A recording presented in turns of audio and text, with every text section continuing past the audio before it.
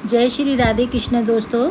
श्रीमद् भागवत कथा पुराण 10वां स्कंद का श्री कृष्ण द्वारा कुबलयापीड़ हाथी का वध।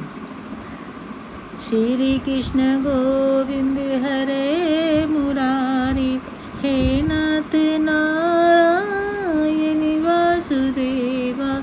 श्री कृष्ण गोविंद हरे मुरारी, हे नाथ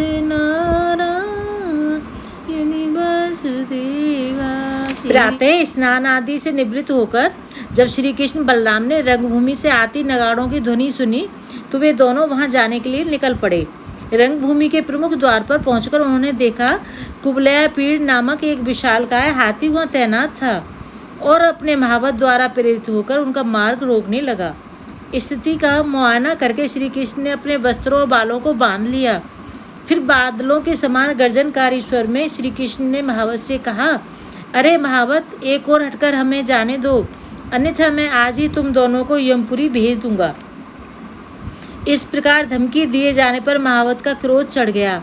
वह कृष्ण पर आक्रमण करने के लिए हाथी को अंकुश से मारने लगा। कृष्ण पर धावा बोलते हुए हाथी ने उन्हें अपनी सूंड में दबोचने का प्रयास किया। फुर्ती से श्री कृष्ण हाथी के पीछे चले गए। कृष्ण को न देख पाने के कारण कुबलयापीड़ आग बबूला हो उठा और सूंघ सूंघ कर उन्हें खोजने का प्रयास करने लगा। भगवान कृष्ण ने उस शक्तिशाली हाथी को पूंछ से पकड़ा और खेल खेल में इधर उधर खिसकाते हुए लगभग 100 हाथ पीछे घसीट लाए। फिर पूंछ को छोड़कर हाथी के सामने आए।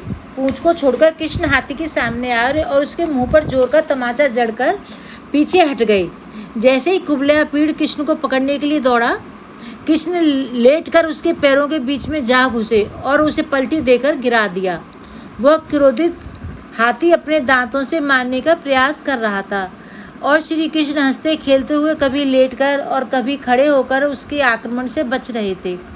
हताश कुबलयापीड़ गुस्से से पागल हो उठा और उसका महावत उसके शरीर में अंकुश गोद कर बार बार उकसाने लगा।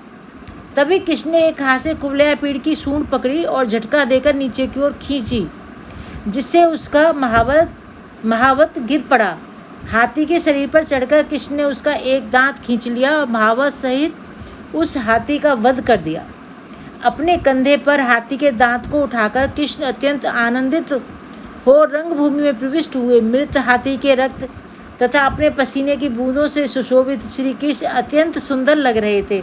श्री कृष्ण गोविंद हरे मुरारी, हे नाथ नारायण वासुदेवा।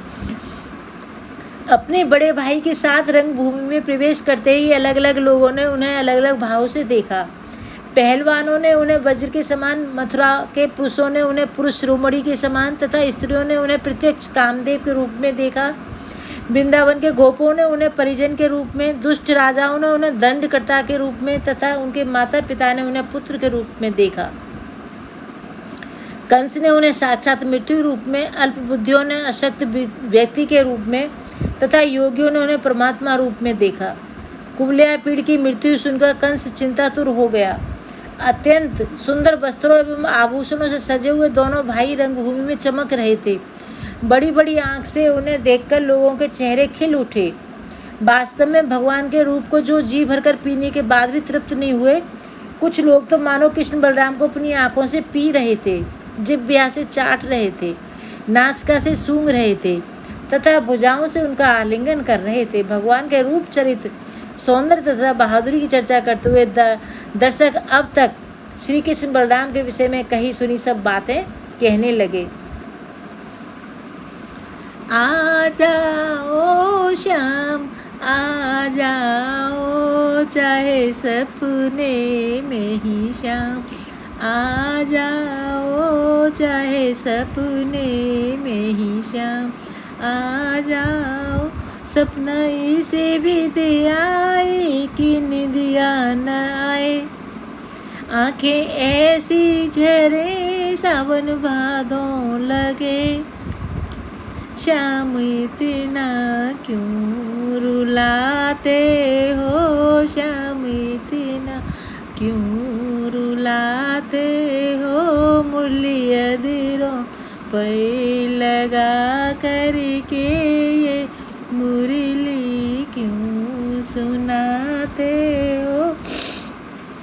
तब पहलवान चारुण ने कहा, हे नंदपुत्र, हे राम, सुना है सब बलवान लोग तुम्हारा सम्मान करते हैं और तुम कुश्ती खेलने में दक्ष हो। तुम्हारी ख्याति को सुनकर ही राजा ने तुम्हें यहाँ बुलवाया है। आज वे स्वयं तुम्हारे बल को देखना चाहते हैं। राजा को प्रसन्न करने के लिए नागरिक निश्चित ही सौभाग्य प्राप्त करते हैं, परंतु ऐसा न करने वाले नागरिकों को विपरीत फल ही मिलता है। सब जानते हैं कि जंगल में पशुओं को चराते समय ग्वाले कुश्ती खेलते हैं। चलो राजा की प्रसन्नता के लिए अखाड़े में उतर जाएं। श्री कृष्ण ने कहा, हम सब ग्वाले भोजराज कंस की प्रजा हैं और उन्हें प्रसन्न करना हमारा कर्तव्य है, परंतु हम तो मात्र बालक हैं और समान बल वाले व्यक्ति के साथ हमारी टक्कर होनी चाहिए। यदि वह कुश्ती धर्म नियमों के अनुसार नहीं होगी तो सभा के सम्मानीय व्यक्तियों पर अधर्मी होने का कलंक लगने की संभावना है। चारुण ने कहा, न तो तुम बच्चे हो कृष्ण और न ही बलराम। तुम खेल खेल में उस हाथी को मार डाला तुमने, जिसमें 1000 सामान्य हाथियों का बल था। इसलिए हमारे साथ कुश्ती खेलते में कुछ भी अधर्म तथा अनुचित बात नहीं है। आओ तुम मेरे साथ लड़ो और बलराम मुष्टि के साथ लड़ेगा। जय श्री कृष्ण। दोस्तों, 10वें स्कंद का अध्याय था। इसे पढ़ने से बहुत ही कल्याणकारी अध्याय होते हैं श्रीमद् भागवत के। आप सबको सुनने चाहिए। और अगर आपको भागवत सुनने का टाइम नहीं है तो बस एक मंत्र मैं आपको सुनाने जा रही हूँ। उस मंत्र को थोड़ी सी पहले सुबह को पूजा में और रात को सोते समय अगर आपने पढ़ लिया तो पूरी भागवत का फल मिल जाता है। कृष्णाय वासुदेवाय हरे परमात्मने प्रणतय क्लेशनाशाय गोविंदाय नमो नमः। कृष्णाय वासुदेवाय हरे परमात्मने प्रणतय क्लेशनाशाय गोविंदाय नमो नमः। कृष्णाय वासुदेवाय हरे परमात्मने प्रणतय क्लेशनाशाय गोविंदाय नमो नमः। जय श्री कृष्ण। दोस्तों, 3 बार पढ़ना चाहिए जरूर। जय श्री कृष्ण। राधे राधे। आरती बाल कृष्ण की जय, अपनो जन्म सफल कर लीजिए। माते यशोदा के घर में कन्हैया, नंद बाबा को दुलारो कन्हैया। गोपिन को प्राणन प्यारो कन्हैया, इन्हें पर प्राण न्यौछावर कीजिए। आरती बाल कृष्ण की कीजिए, अपनो जन्म सफल कर लीजिए। बलदाऊ को छोटो भैया, कनुआ कह कह बोलत मैया। प्रेम मुदित मन इनको दीजिए। आरती बाल कृष्ण की कीजिए, अपनो जन्म सफल कर लीजिए।